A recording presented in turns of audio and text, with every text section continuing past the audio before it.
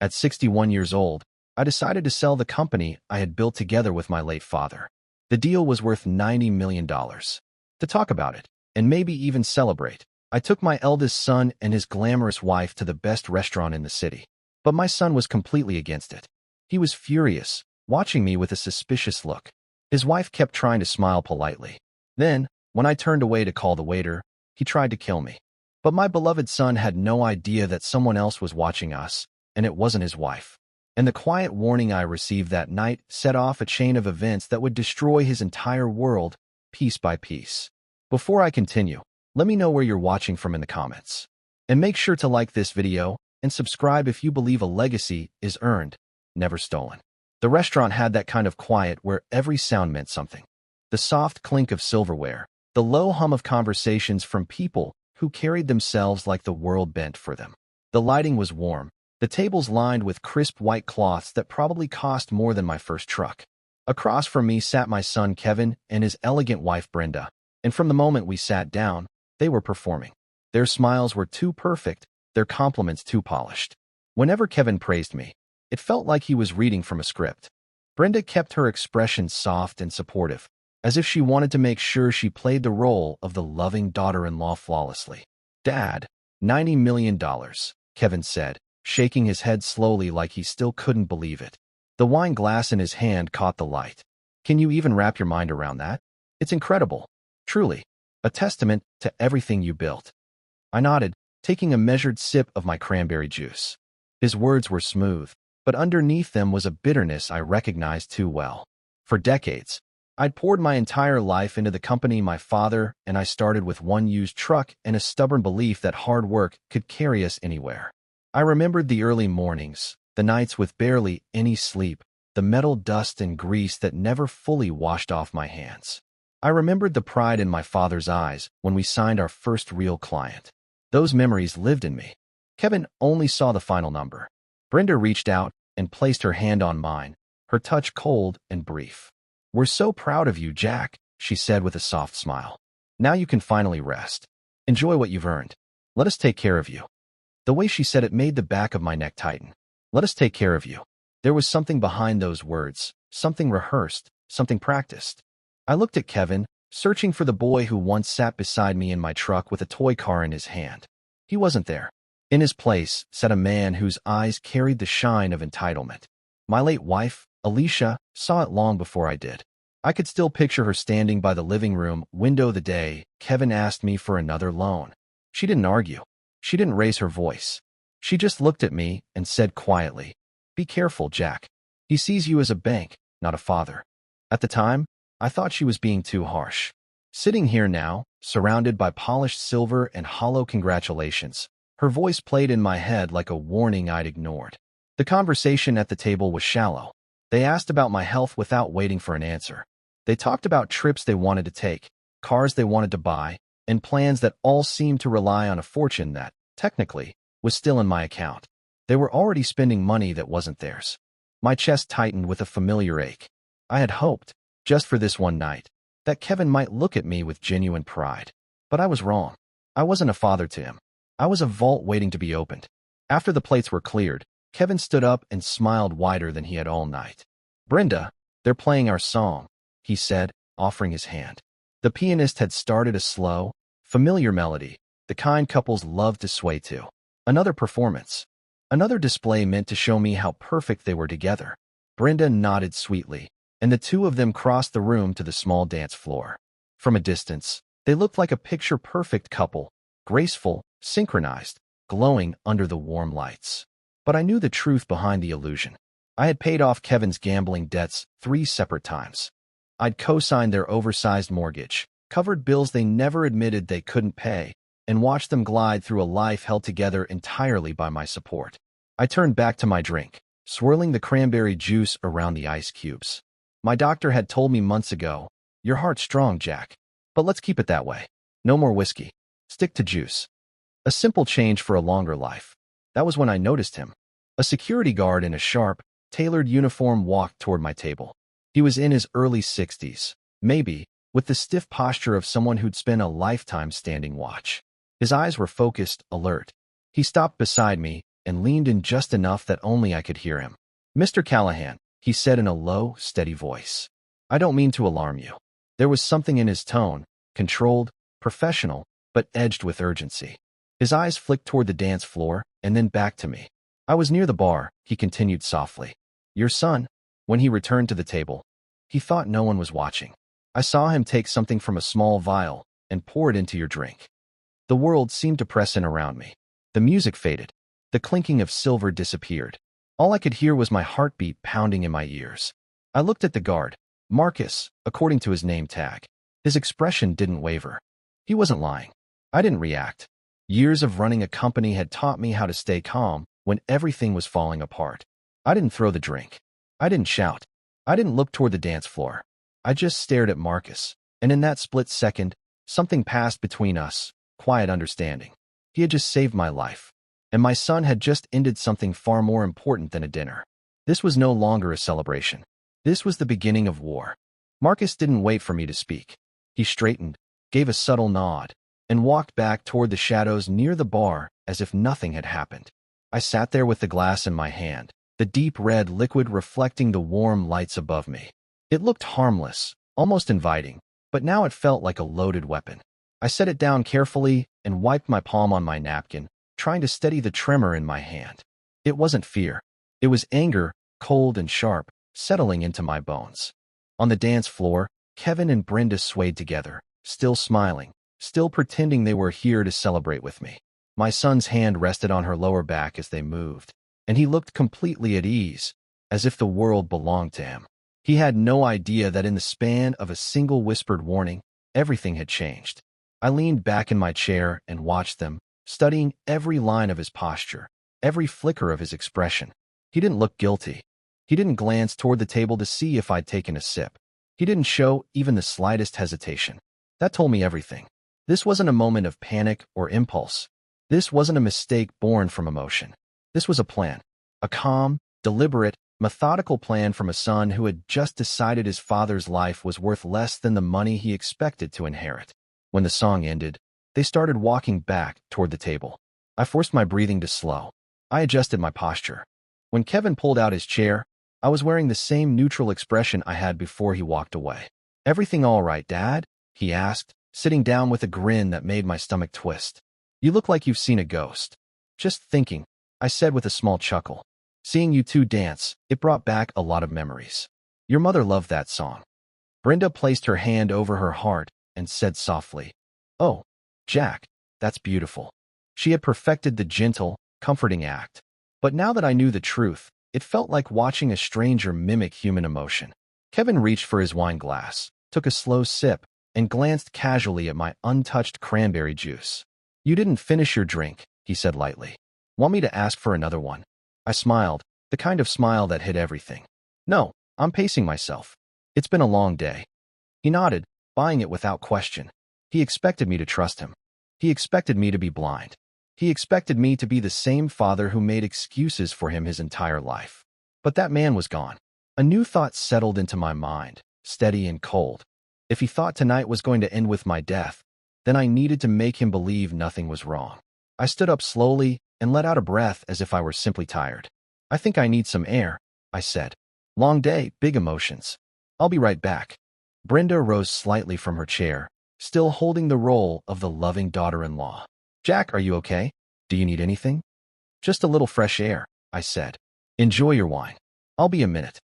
I pushed in my chair and walked toward the exit, my steps steady even though my body felt electric with adrenaline. As soon as I stepped through the front doors, the cool night air hit me. I inhaled deeply and let the tension drain just enough for me to think clearly. The valet glanced at me but said nothing. I walked past him and stopped under the soft glow of a street lamp. I needed to decide my next move, and I had to decide it fast. I couldn't drink the poison, obviously. I couldn't confront Kevin here. Not yet. The moment I did, he would retreat, deny, manipulate, make excuses, twist the story until it became a blur of false concern and fake innocence. And worst of all, he might change his strategy. He might try again later, smarter, cleaner, when no one was watching. No, I couldn't confront him. Not tonight. Tonight, I needed to play the role he expected. The frail father. The distracted old man. The man who trusted him completely. That was the only way to buy time. The only way to understand how far he had gone. And the only way to strike back with precision. Inside the restaurant, I could see Marcus standing near the bar again, scanning the room with the vigilance of someone who had spent his life watching over people who never thanked him. He felt like the only ally I had in that moment. The door behind me opened, and I quickly composed myself as Brenda stepped out, hugging her arms against the chill. "Jack?" she asked carefully. Kevin was worried. "Are you feeling all right?" "I'm fine," I said with a reassuring smile. "Just needed a moment. Tell him I'll be back in soon." Her expression tightened for just a fraction of a second. If I hadn't been watching closely, I would have missed it. She wasn't worried about my health. She was worried about the plan. She nodded and went back inside. As soon as the door closed, I exhaled and reached into my pocket. My phone screen lit up. No messages. No missed calls. Nothing but my own reflection staring back at me. A man who had walked into a celebration and stepped straight into a trap. I slipped the phone away and looked through the restaurant windows one more time. Kevin was laughing now, relaxed, confident. He thought tonight was the end of my story. What he didn't know was that it was only the beginning, or rather, the beginning of his. Carefully, calmly, I turned and walked back inside. It was time to act like a man who had no idea his own son just tried to kill him. And that was the exact man I needed to be, until the moment I decided to end this on my terms. When I walked back into the restaurant, everything looked exactly the same as when I had stepped out. The soft lighting, the murmured conversations, the polished piano drifting through the air. But something inside me had shifted. I wasn't a father coming back from a moment of fresh air. I was a man re-entering a battlefield, pretending not to see the gun pointed at him. Kevin looked up the moment I approached the table. "Feeling better?" he asked, his voice warm, casual, utterly unconcerned. He had no idea that his entire future now hung by a thread he himself had cut. "Much better," I said, settling back into my seat with a practiced sigh. "Just needed to breathe a little." He smiled, satisfied.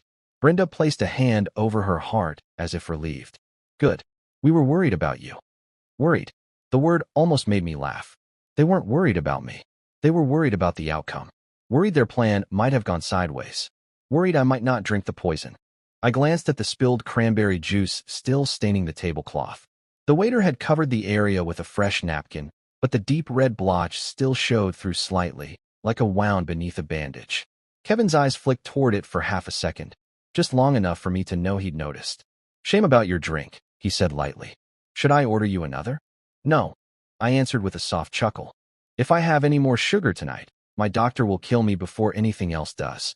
Kevin laughed politely, but there was a flicker, just a flicker, of something tightening behind his eyes. He didn't like the idea of the poison going to waste. "Well," he said, lifting his wine again, "at least the rest of the meal went smoothly." "It did," I agreed. "And I appreciate you both being here tonight. It means a lot."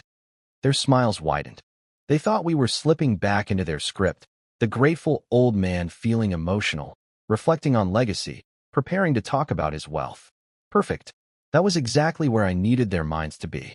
I picked up my napkin, dabbed the corners of my mouth, and said, "Actually, there's something I've been thinking about.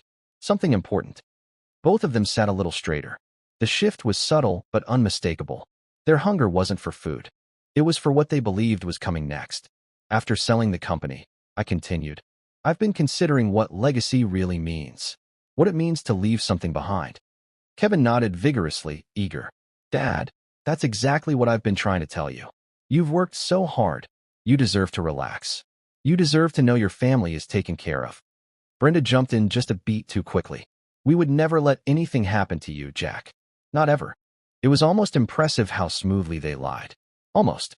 "I know," I said, giving them a warm smile. "Which is why I've decided to move forward with establishing a family trust." The transformation was instant. A spark lit in Kevin's eyes, a spark of greed so bright it nearly masked everything else. Brenda's hand tightened around her wine glass as if anchoring herself. "A trust?" she echoed, barely containing herself. "Dad, that's incredible." "Yes," I said calmly. "I've already begun the process with my lawyer. It will take a little time to finalize everything, but it's important to me that things are in order, that the family is secure." I watched them absorb the meaning. I watched the tension melt from their shoulders. I watched the relief wash over them like a tide. They thought they had won. They thought the inheritance they had tried to steal would soon be handed to them freely. Kevin reached across the table and placed his hand on mine, squeezing it gently. "Dad," he said, voice soft and emotional. "You have no idea how much this means to us." Brenda nodded, blinking rapidly as though holding back tears. "You're doing the right thing, Jack. Truly. The right thing." It took everything in me not to laugh. But my performance wasn't over. Not yet. Not even close. I smiled at them, a small, almost fatherly smile, and said, "Well, I'll let Cynthia know everything is confirmed. She'll reach out when we're ready for signatures." Signatures. The word landed exactly how I wanted it to. Kevin's eyebrows rose slightly, and I could practically see the realization flicker through him. He needed to stay close. He needed to keep me comfortable. He needed to keep the performance going. Perfect. That's exactly what I wanted. The waiter returned to ask if we wanted dessert. Brenda answered for all of us. "Just the check, please." Of course. She wanted to get out of here.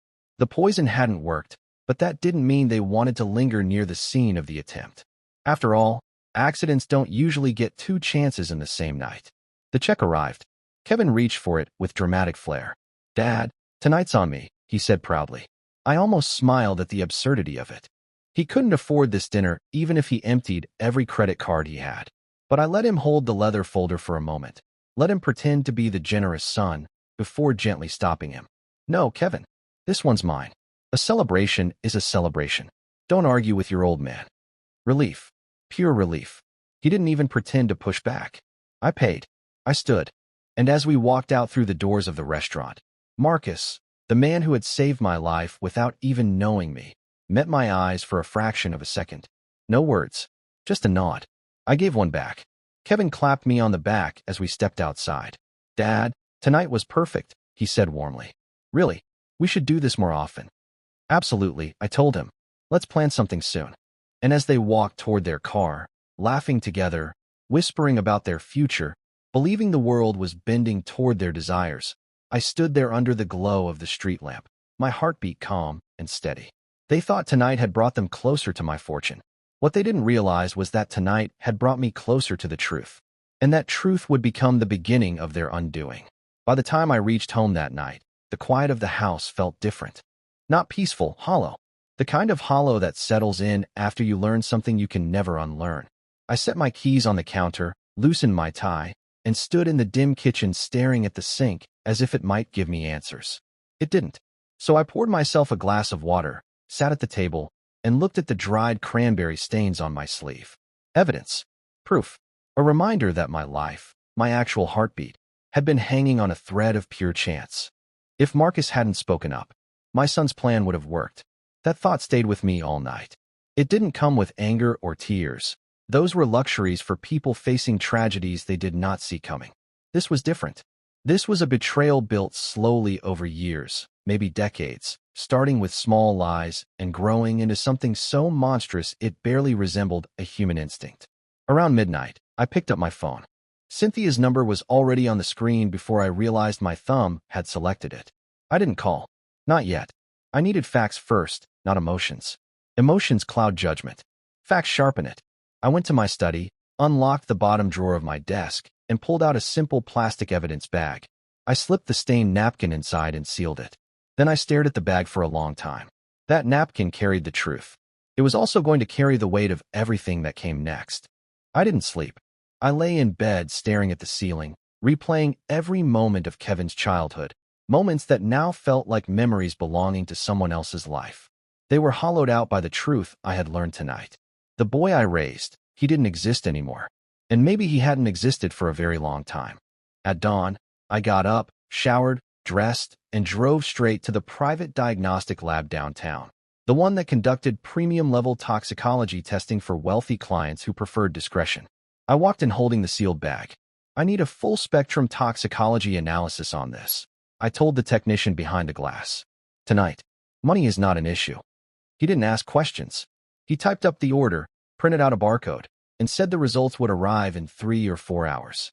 I gave him an email that only 2 people in the world had access to, paid the fee, and stepped outside into the cold morning air. The city was waking up. People rushing to jobs. Cars honking. Delivery trucks humming by. Completely unaware that less than 12 hours ago, My own son had tried to erase me. I walked aimlessly until I found a diner. One of those old ones with buzzing neon lights and a scratched chrome counter. I ordered coffee I knew I wouldn't drink and sat down in a booth with cracked red vinyl seats. Then I waited. 3 hours. 4. The coffee went cold. People came and went. Plates clattered. A waitress refilled my cup twice without asking. I didn't touch it. I kept checking my phone until finally, at 10:43 a.m., the email arrived. Results ready. I opened it, and as I read the summary, something inside me went still. Completely, utterly still. The dosage found in the juice wasn't high. It was catastrophic. It wasn't meant to make me sick. It was meant to stop my heart. Cleanly, quietly, predictably. A death that would have looked natural for a 61-year-old man with a cardiac history. There would have been no investigation, no suspicion. My son would have cried at my funeral. He would have comforted relatives. He would have sold the story of a tragic, sudden passing and walked away with $90 million. When I finished reading, I set the phone down. No anger, no panic, no drama, just clarity, cold, sharp, absolute. Kevin was not desperate. He was not emotional. He was not acting out of a moment's insanity. He had planned this. He had researched it. He had understood my medical vulnerabilities down to the milligram. My own son had studied the mechanics of my heart to learn how to stop it. I left the diner and stepped into the street, the results burning through my mind like a quiet fire. And right then, my phone rang. Kevin. I let it ring almost to voicemail. Then I answered, keeping my voice soft, tired, exactly what he needed it to be. Dad, he said, breathless, urgent. Oh my God, we were so worried last night. You left so suddenly. Are you okay? The lie rolled off his tongue so smoothly, it could have been a rehearsed line in a play. I made my voice shaky. Just indigestion, I murmured. Scared me more than it should have. I could actually hear the relief seep into his silence, like air escaping an overinflated balloon. Indigestion, he repeated, his voice brightening. Right. Okay, that makes sense. You had a lot of heavy food. Yes, I said, but I saw the doctor this morning. He said it's nothing serious. Good, Kevin breathed. That's good to hear, Dad. Really? That word again. Really. Whenever Kevin said really, he was lying. Actually, I continued, lowering my tone. Last night got me thinking. He waited. I'm not young anymore, son. And after selling the company, well, I think it's time I put my affairs in order. Silence, not the worried kind. The greedy kind. The kind where a man is holding his breath because he thinks the door to paradise is about to open. What do you mean, Dad? I said gently. I've spoken to Cynthia about establishing a very large family trust. The hook sank deep. He bit immediately. Dad, that's incredible. You're doing the right thing. Of course he thought so. I was offering him the very fortune he had failed to murder me for. We'll talk more soon, I told him. Right now I need rest. Of course, he said, voice dripping with gratitude he didn't feel. Call if you need anything. Anything at all. We hung up, and as I stood there on the sidewalk with the lab report in my hand, the napkin in my pocket, and my son's voice still echoing in my ear, a calm settled over me, calmer than I had felt in years. He had no idea the game had already changed. No idea I knew everything. No idea the ground beneath him had already cracked wide open. Tonight, he had tried to kill me. Tomorrow, I would begin destroying the entire world he lived in, one careful cut at a time. Cynthia's office sat on the 40th floor of a glass tower that overlooked the entire city. I arrived exactly at 6 a.m., just as the sun was pushing a pale orange line across the horizon. The building was quiet, the lobby empty except for a single security guard who nodded as I walked past. My mind wasn't on greetings. It wasn't on sleep. It wasn't on anything except the plan unfolding in my head, piece by calculated piece. When the private elevator opened, Cynthia was already standing in her doorway, holding a mug of coffee like she'd been waiting for me. She didn't say good morning. She didn't smile. She just studied my face for 2 long seconds and stepped aside to let me in. You brought it, didn't you? She asked quietly. I placed the sealed toxicology report on her desk. She skimmed it once, her jaw tightening, her breath slowing, her eyes sharpening into something dangerous. She closed the file gently, almost tenderly, the way a surgeon might close the chest of a patient she couldn't save. Your son tried to murder you, she said. No emotion, just the truth. Yes, I replied. And he failed. Cynthia walked to the floor-to-ceiling window and stared out over the waking city. You want the DA, she said. We can have him arrested before noon. No, I said. She turned sharply. Jack, prison is too easy, I said, my tone calm, steady, certain. He wanted me gone for one reason, money. He thought killing me would save him. I want to take away the only thing he was willing to kill for. Cynthia studied me again, weighing my words, reading the absolute resolve behind them. Then she nodded slowly. So not justice. Correction, I said. A permanent one. She sat behind her desk, opened her laptop, and pushed aside a stack of unrelated files. If we're doing this my way, she said with a cold, controlled confidence, then the first step is information. Real intelligence. We need to know everything about Kevin and Brenda, their debts, their habits, their associates, everything they've hidden in the dark. Only then can we dismantle it. Do it, I said. Start now. She picked up her phone, dialed a private number, and spoke 3 simple words. Activate the team. No names. No details. Just the command. And with that, the wheels began turning. Former FBI and IRS agents, she explained. They'll move fast. They don't miss. She paused. But Jack, while they dig, you need to play your role. Which is, she smirked faintly, the same one you played last night. The frail father. The grateful old man. The man who believes his son cares about him. I nodded. And Kevin? Kevin, she said, needs to believe the trust is real. Needs to believe the money is coming. Needs to feel safe. I can do that. Cynthia stood and placed a hand on my shoulder. Not comfort, not sympathy, but solidarity. Good. Then let's take their world apart piece by piece.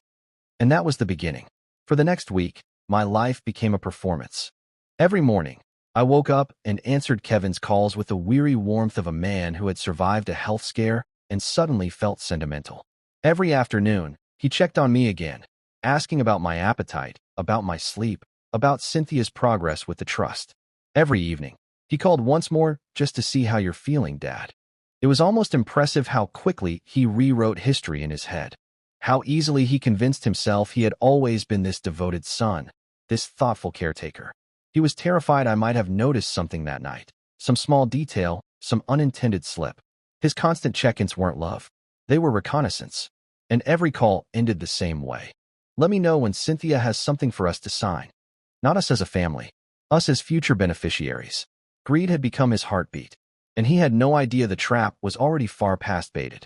On the 8th day, at 4:12 p.m., my phone buzzed. Not with Kevin's name. With Cynthia's. Report ready, the message said.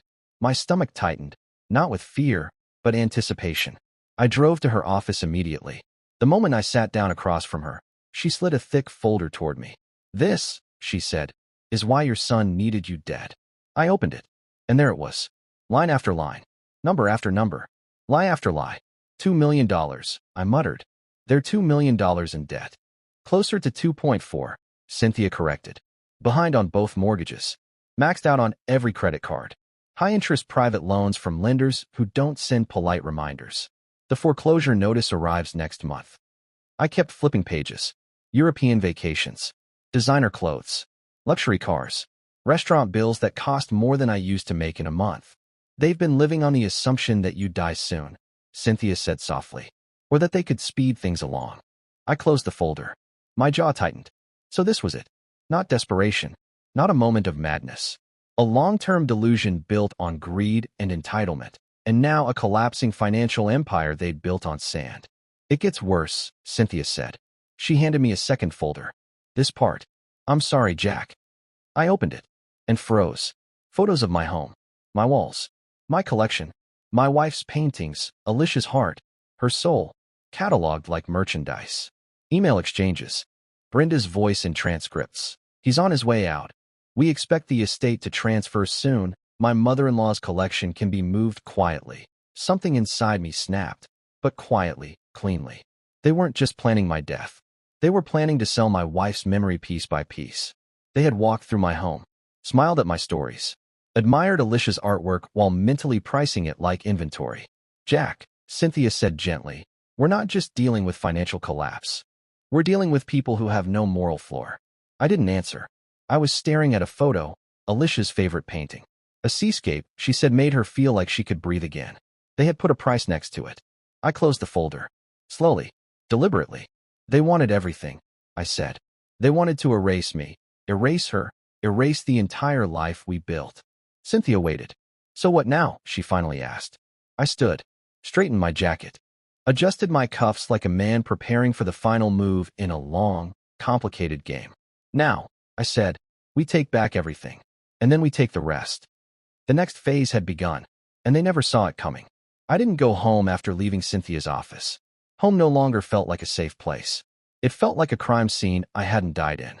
Instead, I walked, for hours, through crowded sidewalks and quiet alleys, past cafes opening for lunch and office workers rushing between buildings. The city was alive, unaware that a man who built an empire was walking through it with the eerie calm of someone preparing for war. When I finally stopped, the sun was already dipping behind the skyline. I stood outside a nondescript brick building with dark, tinted windows. It didn't look like anything special, but inside was the private investigation firm Cynthia had hired, the people who now knew more about my son than he knew about himself. The receptionist buzzed me in without a word. A man in his late 50s, gray hair, military posture, met me near the elevator. Mr. Callahan, he said. I'm Harris. We oversaw the financial audit. His voice was steady, professional, but his eyes carried the uncomfortable weight of someone who had uncovered something ugly. There's more you should see, he added. He led me into a conference room where 2 screens displayed photographs, spreadsheets, maps, and logs. My life's work had once filled a room just like this. Now my son's destruction filled it. Harris pointed to a large board on the wall. This, he said, is your son's activity timeline for the past 6 months.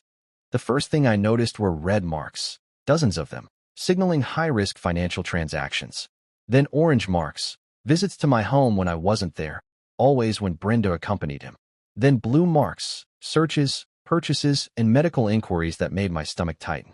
He forged the medical power of attorney, Harris explained. We traced the document, the filing, the forged signatures, the clerk he bribed, and the exact date he accessed your records. He tapped a screen. 3 months ago, right here. It was a strange sensation, seeing your own attempted murder plotted on a timeline, like someone mapping a vacation. Then he showed me the rest.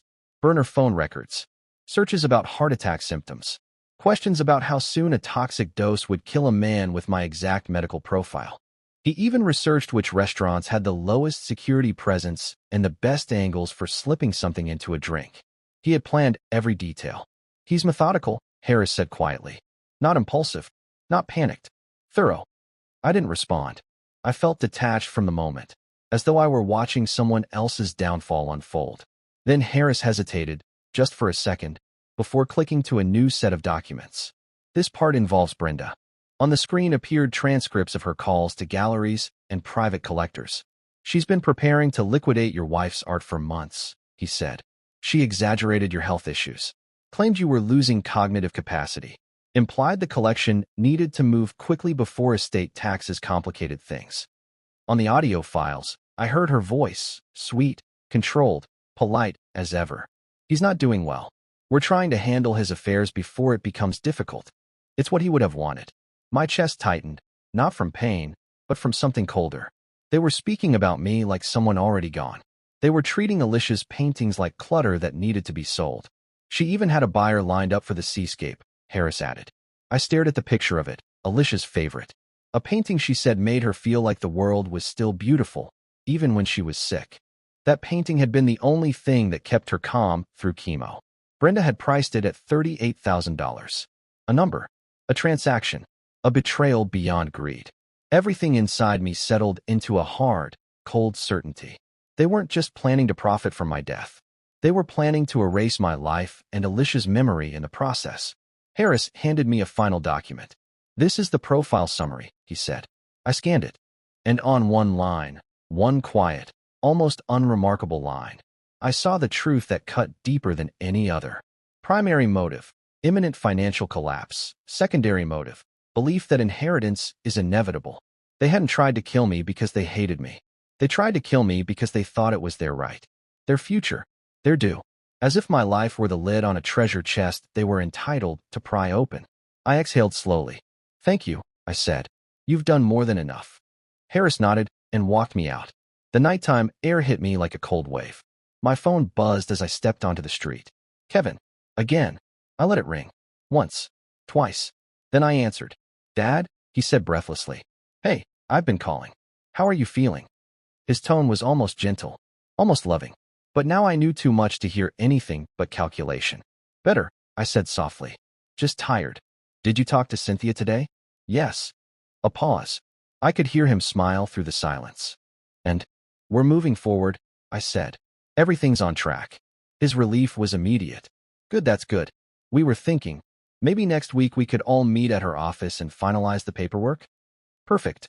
Exactly what I needed. Exactly what he expected. Next week, I said. That works. Great, he said brightly.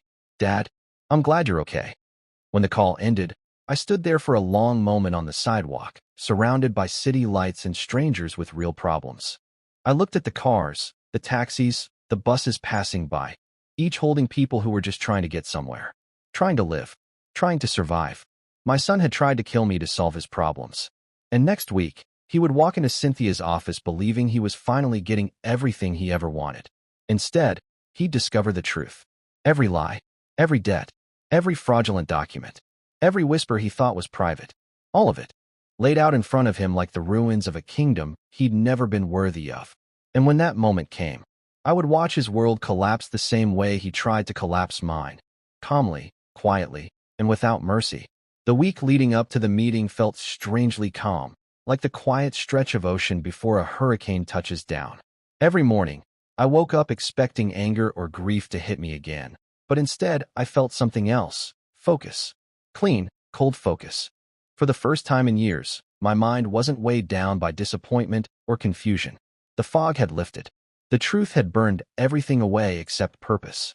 Kevin called me every day, sometimes twice, acting like a devoted son who suddenly cared about my health, my meals, my sleep.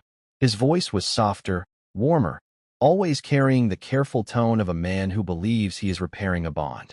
But now I understood the real script behind his words. The enthusiasm in his voice wasn't love, it was anticipation.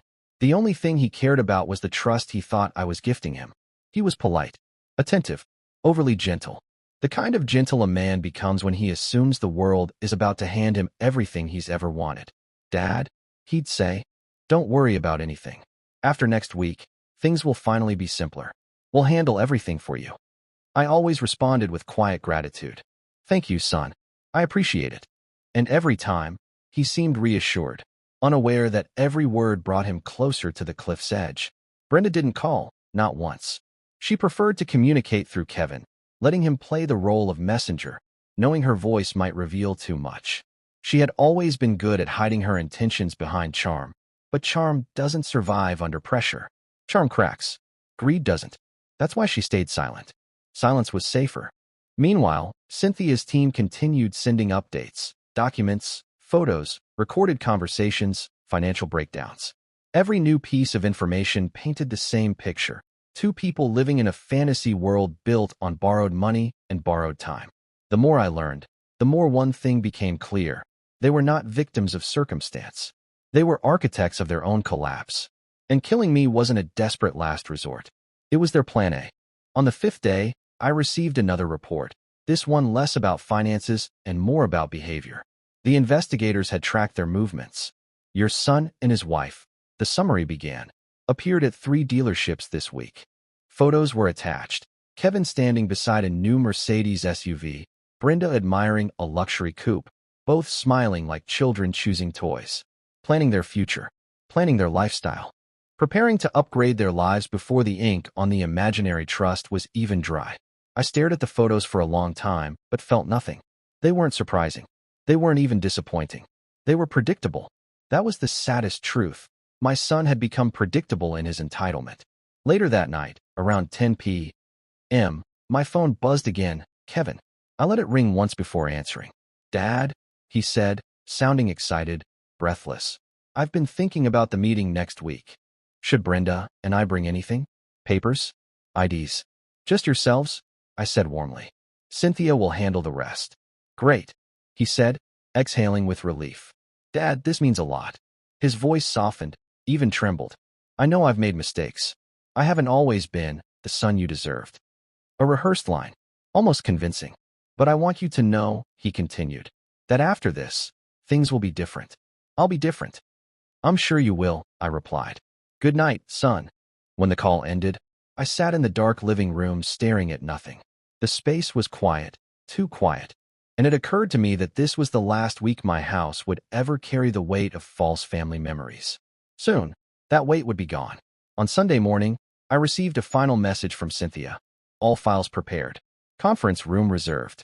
Everything is in place. Tuesday at 10 a.m. I wrote back, understood. No changes. Proceed. The day before the meeting, I visited Alicia's favorite painting, the seascape, and stood in front of it for nearly an hour.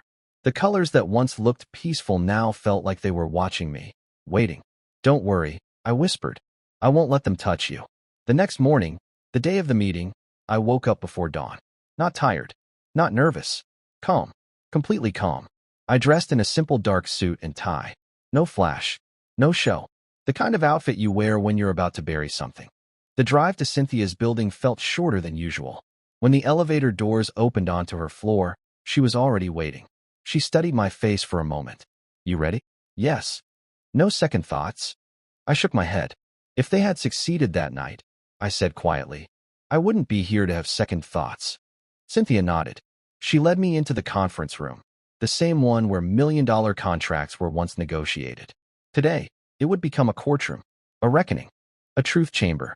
At exactly 10 a.m., the door swung open. Kevin and Brenda walked in looking like a couple stepping into a celebration instead of a confrontation. They were dressed beautifully. Kevin in a sharp navy suit, Brenda in a vibrant red dress that screamed money and confidence.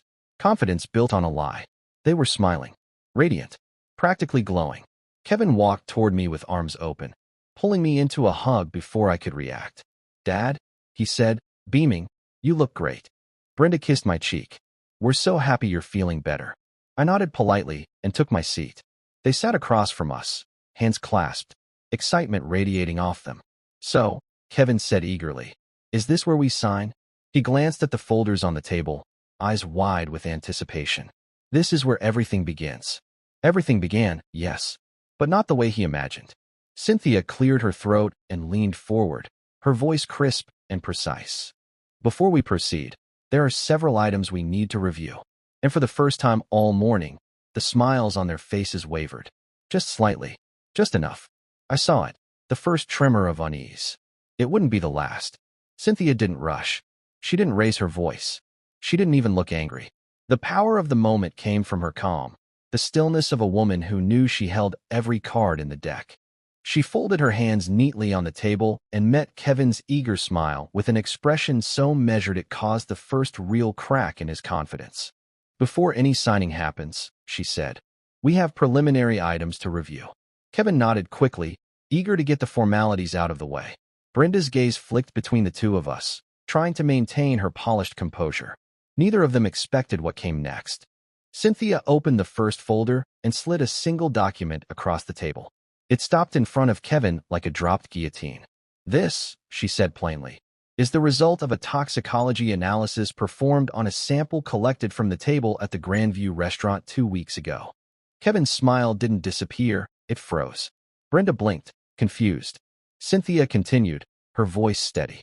The sample contained an extremely high concentration of metoprolol tartrate.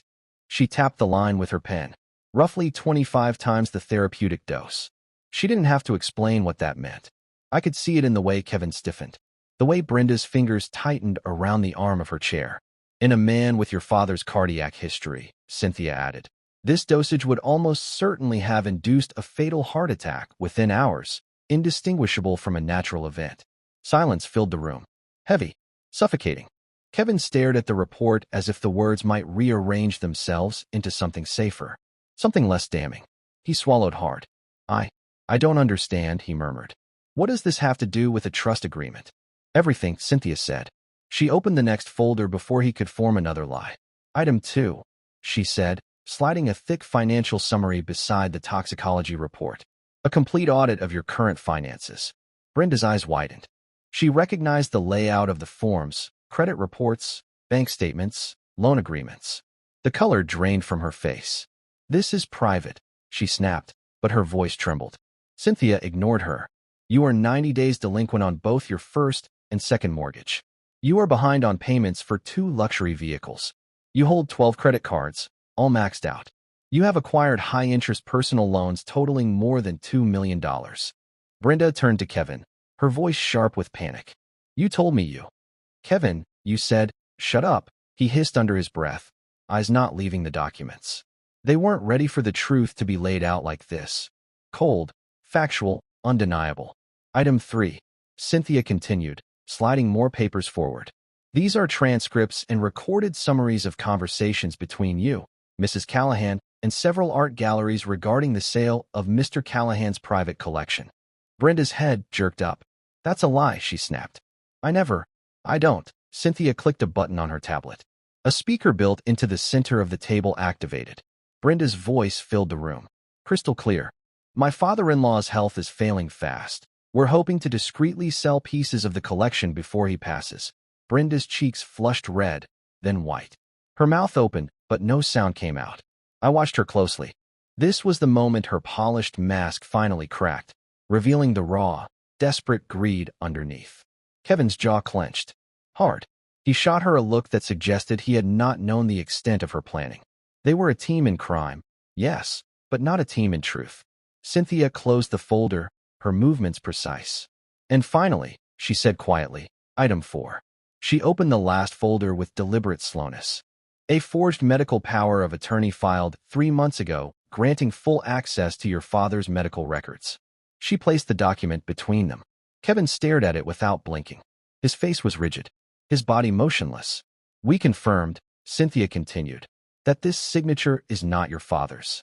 Kevin's throat bobbed. Brenda looked at him, horrified. Kevin, what is that? He didn't answer. He couldn't. His world had stopped. In addition, Cynthia said, sliding another sheet forward, we obtained logs showing exactly which medical files you accessed using the forged document. She tapped the list. Specifically, cardiology profiles, medication lists, stress test results, and known drug sensitivities. And then came the final blow. We also traced internet searches from a burner phone associated with your residence. She read aloud. Fastest-acting beta-blocker overdose. How to induce a heart attack in a 60-year-old male. Lethal dose metoprolol. How to fake natural cardiac death. Undetectable poisoning in elderly patients. Brenda recoiled as if struck. Kevin, she whispered, her voice breaking, what did you do?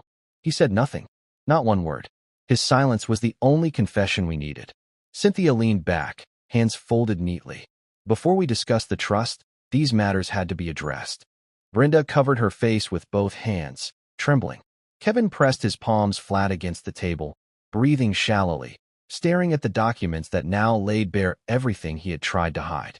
And I watched them both, not with anger, not with satisfaction, but with the quiet resolve of a man seeing the truth finally brought into the light. The masks were off. The lies were dead. And for the first time, Kevin understood that the meeting he thought would secure his future was about to dismantle it completely. Cynthia's voice cut through the silence, calm and cold as steel. Now, she said, we can talk about the trust. The real unraveling hadn't even started yet. That would come next. Kevin finally tore his eyes away from the papers and looked at me. For the first time in his adult life, he didn't look arrogant, annoyed, or bored. He looked scared. Really, deeply scared.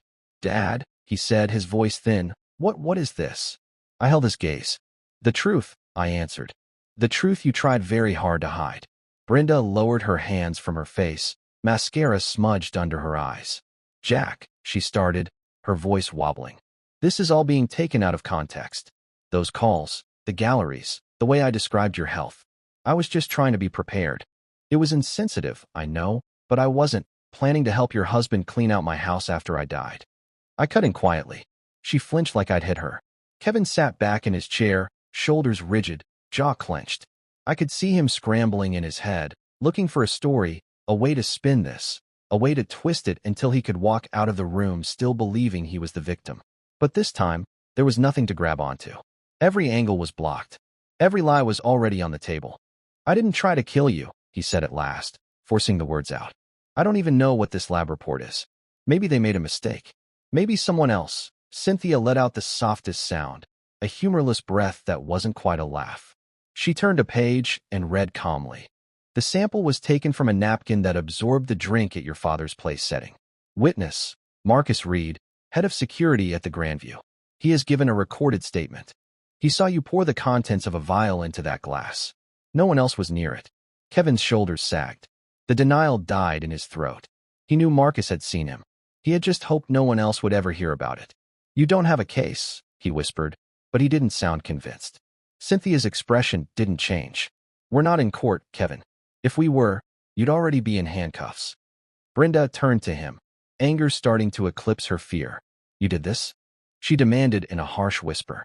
You actually did this? Oh, don't you dare, he snapped back, the mask finally ripping away. You were the one walking through his house, taking pictures like it was a catalog. You were already spending the money before anything happened. I didn't try to kill anyone, she hissed. I didn't forge anything. The room exploded for a moment. Accusations, half-finished sentences, two people who had built their entire life on lies finally turning those lies on each other. I let it go on for a few seconds, then spoke once. Softly. Enough. It was barely louder than a normal tone, but it cut through their arguing like a blade. They went silent. I took a breath and straightened in my chair. You want to know why you're here? I asked. Kevin swallowed. Brenda stared at the table. You thought this was where you would sign a trust, I continued. And in a way, you're right. Papers will be signed today. Futures will be decided today. Just not the way you imagined. Kevin forced a bitter little laugh. So that's what this is? Punishment? You drag us in here, dump all this on the table just to, what, disown us? You disowned yourself the second you picked up that vial, I said. He looked away. Cynthia slid a new document forward, this one in duplicate. The paper was thicker. The title at the top was simple, Waiver and Release of Beneficiary Claims. Kevin read the heading and went still again. Brenda's lips moved silently as she tried to keep up. Let me make this simple, I said. You have two options. Cynthia nodded, taking over without missing a beat. Option 1, she said, her tone cool and clinical. We end this meeting now. I send everything you've seen today to the district attorney's office. Lab results, forged medical power of attorney, financial records, audio recordings, witness testimony. We will recommend charges of attempted murder, fraud, and conspiracy. With this level of evidence, prison is not a question of if, but how long. Neither of them moved. Kevin's fingers twitched slightly against the wood of the table. Brenda stared straight ahead, eyes wide. Option 2, Cynthia continued. You sign these documents. They state, in clear and irreversible language, that you waive any and all claims to your father's estate, present or future. You relinquish any right to contest his will. You surrender any interest in his company, assets, property, and art. In exchange, he will not press charges. This evidence stays locked in my vault, accessible only if you ever violate the terms. She let that sink in. If you sign, you walk out of here free, but with nothing. The word hung there. Nothing. No house. No art. No safety net. No inheritance. No $90 million. Just the two of them and the wreckage they had created. Kevin stared at the document in front of him with a kind of hollow disbelief. You can't do this, he whispered. Legally, Cynthia said, we absolutely can. Morally, we're being generous. Brenda turned to me then, desperate. Jack, this is insane. We're your family. You can't just cut us off like strangers in the street. We made mistakes, yes, but this is destroying our lives. You tried to destroy mine, I replied. You made plans to sell my wife's art before I was even in the ground. You stood in my house and put price tags on her memories. My voice didn't rise, but the weight behind it did. You had no problem treating me like I was already dead. I'm just returning the favor, with one difference. You get to walk out of this building alive. She had no answer for that. Kevin finally looked up at me, and for a brief second I saw something almost human in his expression, a raw, fearful confusion, like a man who had stepped onto a bridge and suddenly realized there was no middle, only an edge on either side. So that's it, he asked. That's my choice? Prison or nothing.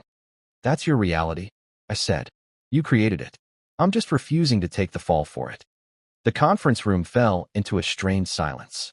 Outside the glass, the city moved on. Cars, people, lives all continuing without any idea that, in this one room, an entire future was being cut off at the root. Kevin's eyes dropped back to the paper. His lips moved as he read the key lines. Forever waives, irrevocably relinquishes, no further claim. It was the legal version of a guillotine. Brenda turned slightly in her chair toward him. Kevin, she whispered, don't sign. We can fight this. We can sue. We can claim coercion. We can say, Cynthia cut in, calm but firm. You can say whatever you like. But if you walk out of here without signing, I will personally deliver copies of every document in this room to the DA by the end of the day. You won't be arguing about trusts. You'll be arguing about plea deals. Kevin closed his eyes. I could almost see the calculations running behind his brow.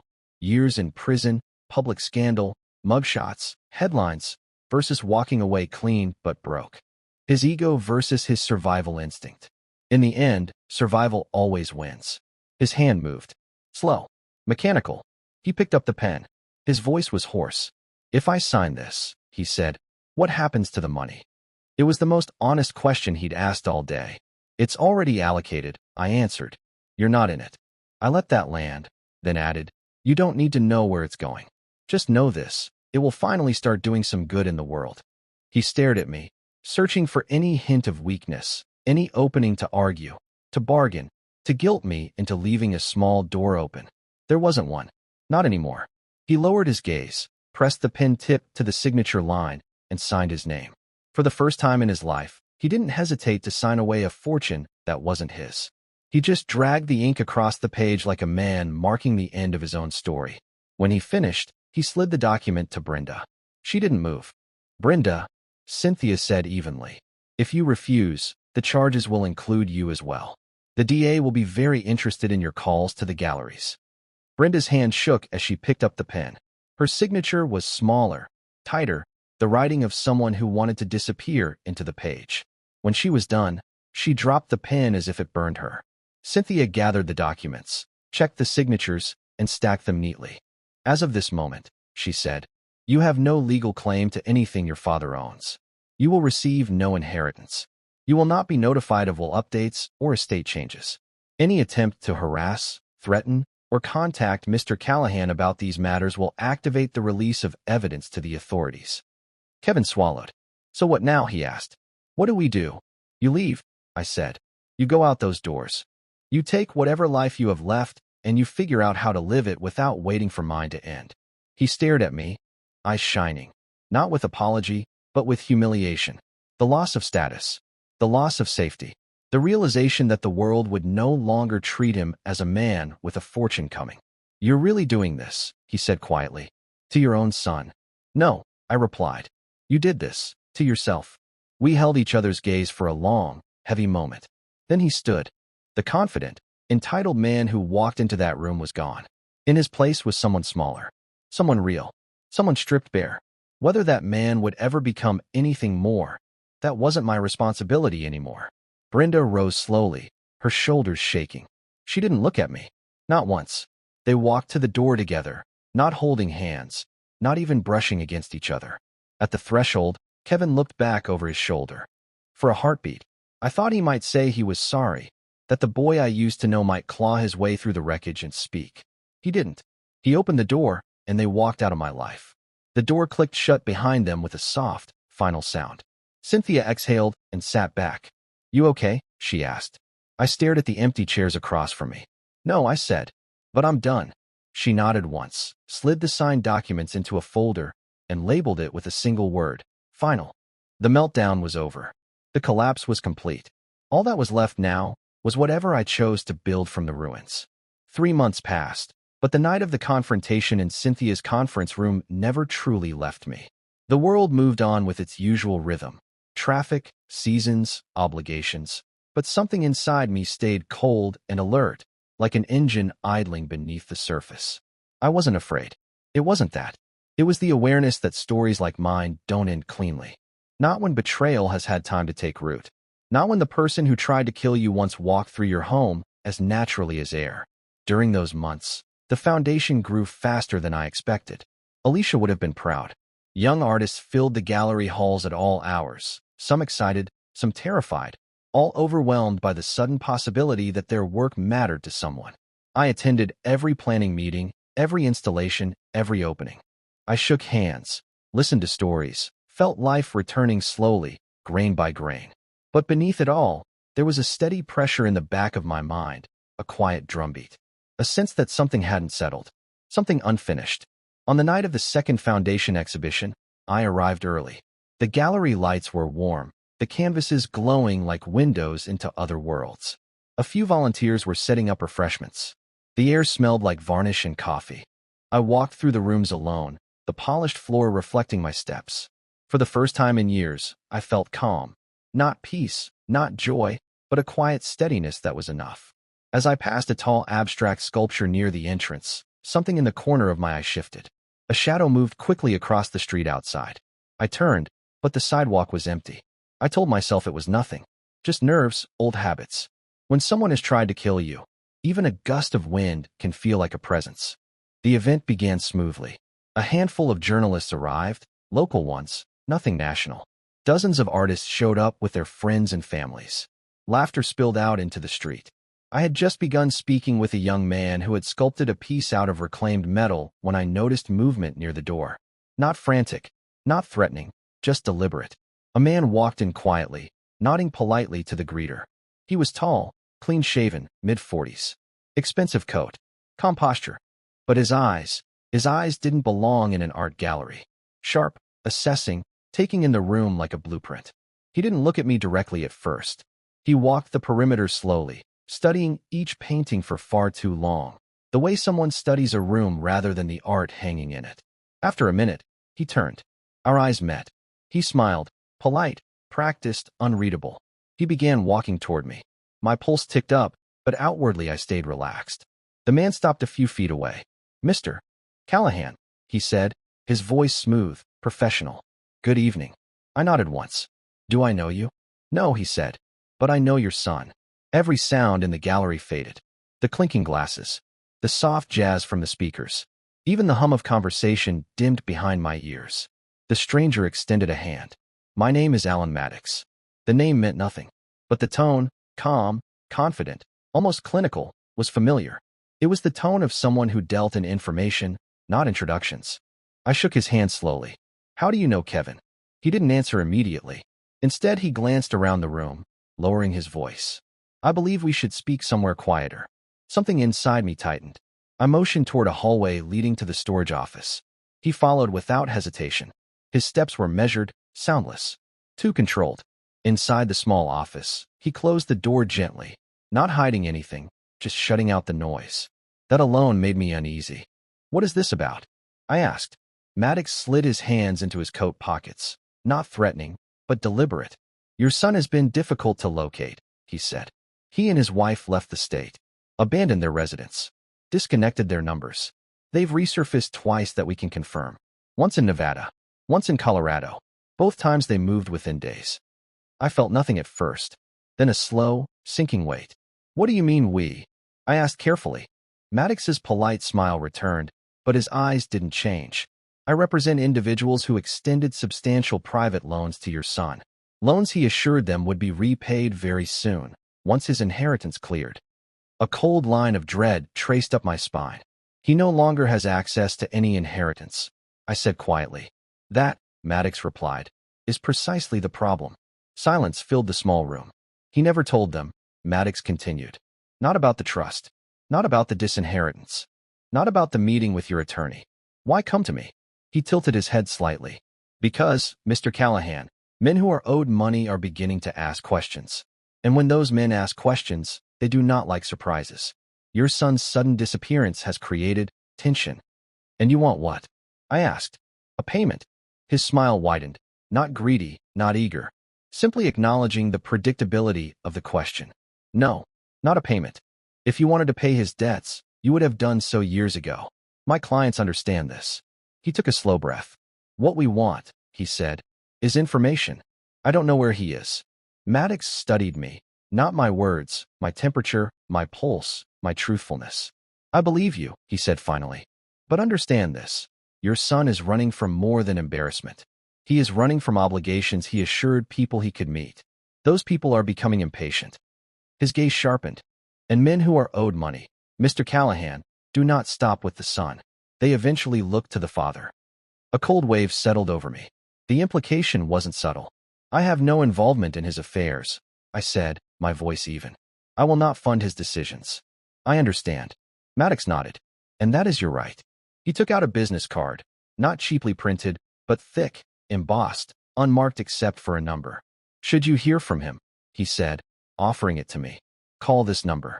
It will prevent unnecessary complications. I didn't reach for the card at first. When I finally took it, his eyes followed the motion with quiet interest. I hope your event goes well tonight, he said, adjusting his coat. Your wife would be proud. I froze, not because of the sentiment, but because I had never mentioned her. Not once. Good evening, Mr. Callahan. He stepped out of the office and disappeared into the gallery crowd without another word. A moment later, the front door opened, and the night swallowed him. I sat alone in the office for several minutes, staring at the card in my hand. No company name, no title, no address, just a number. The gallery noise slowly drifted back into focus. Laughter, music, life continuing as if nothing had shifted. But something had shifted. This wasn't just a loose end. This was a fuse, one I didn't light, but one that was burning. Some betrayals end in conference rooms. Others leave shadows that follow you home. As I rejoined the exhibition, people smiled and greeted me, unaware that something dark and unseen had entered and exited the room. I stood beneath Alicia's favorite painting, its soft waves glowing under the lights, and wondered, not for the first time, if peace was something earned or something borrowed. Either way, mine suddenly felt temporary. Thank you for listening to my story. If it stayed with you, please like this video, subscribe to the channel, and tell me where you're watching from. And remember, some legacies live in the light. Others cast a shadow. What was your favorite moment? Drop it in the comments below, and don't miss more thrilling stories like this. Subscribe and hit that notification bell so you never miss an upload.